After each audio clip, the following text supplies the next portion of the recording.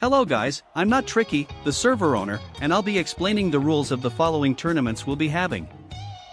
I'll be looking at each section and explaining with visuals on the background, so pay attention to not miss out on any explanation.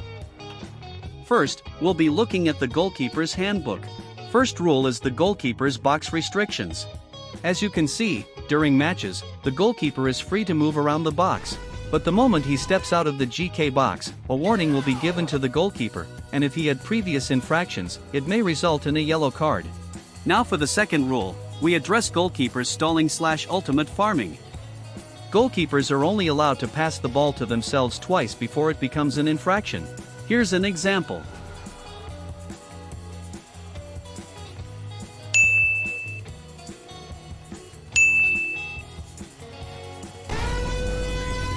More than 3 passes will result in an infraction for the goalkeeper. Now we hover to the third rule, GK's character selection. Goalkeepers are only allowed to use the following characters in-game: Gagamaru, Sei, or Aiku. Last but not least, we have the fourth rule, GK's ultimate restrictions.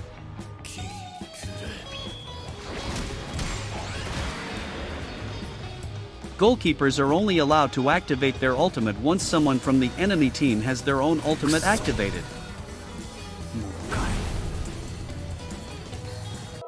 What'd he say? What'd he say?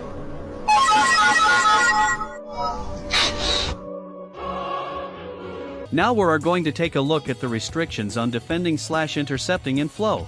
The fifth rule talks about goaltending. Players are not allowed to stay inside the GK's box to use their character's abilities to defend an upcoming shot. The abilities include Control, Formless, Draconic Rush, Defensive Stance, Horrific Intercept, Venom Trap,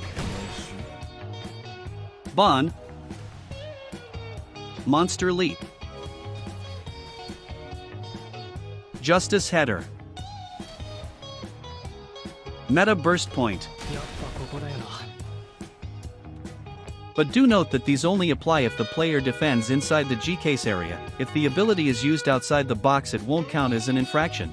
And also, these rules do not apply to ultimate abilities, like shots or Aiku's ultimate defense. Hovering to the next rule, we have some regulations on ultimate usage to intercept enemy shots or rushes. Players are not allowed to use normal ultimate variants to intercept shots.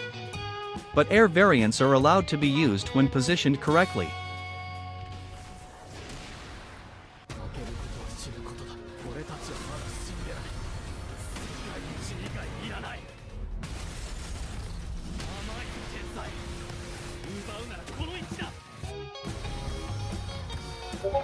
Here's an example where it's not acceptable to use ultimate to stop shots.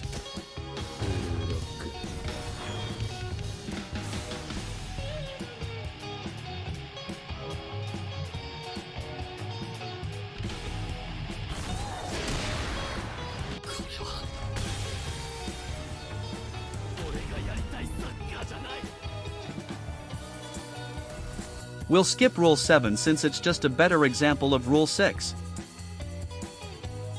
This is legendary? Based on what? What has he done? How long has he been in the game? Well, I know he got Who into the fuck knows who Scrunchu is outside of the local ghetto? Now we'll get into the team structure regulations. Rule 8 talks about character selection. Each team is only allowed to have one of each character in one team. For example, you can have one Kaiser and one Yuki on the team. But you cannot have 2 Kaisers on the same team.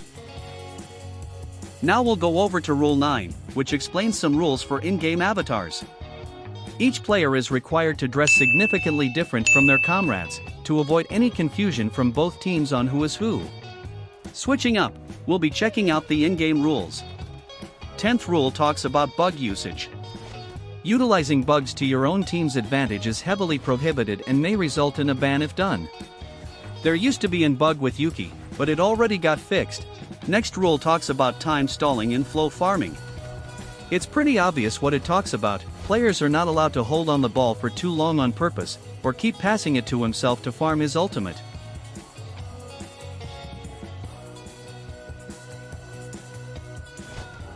So for the last category, we'll check out rules enforcement and some final regulations. 12th rule talks about the card system. Every time you commit an infraction, you will receive at least one of these. Verbal warnings, for minor infractions or first-timers. Don't do anything. Yellow card, for common infractions, stops players and warn team is required to give the ball to the enemy. Second yellow card, for consistent infractions, stops players and warn team is required to allow the enemy team to score on their goal. Red card, for heavy infractions. Immediate ejection of the player whose the card was given form the current match. And now for the final two rules, I'll go over them quick since they're pretty clear. Rule 13 states the referee's authority during matches, their sayings are final and should be respected by all players in any match. And finally Rule 14 states that every rule is subject to change every now and then by the staff team, and that players are supposed to stay up to date with the rules. Failure to stay updated will be at the own player's fault. And that's it, thanks for watching and hope you have fun during tournaments.